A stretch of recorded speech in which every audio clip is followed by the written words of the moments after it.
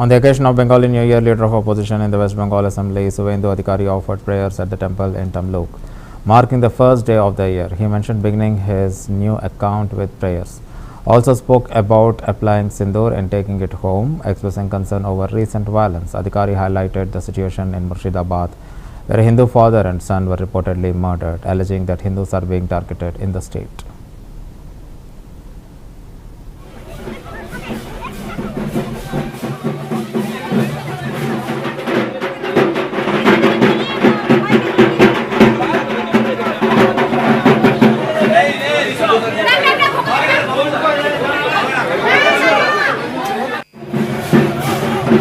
একাধিক মায়ের সেবা দান করার কাজ আমাকে করার সুযোগ দিয়েছে।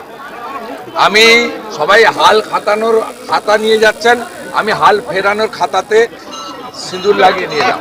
হিন্দুদের কাটছে ভাই মুর্শিদাবাদে, বাড়িতে ঢুকে গলা কেটেছে, বলছে এর পরের পরবে জবাই করবে, বাড়িতে ঢুকে কাটছে। একাধিক মায়ের সেবা দান করার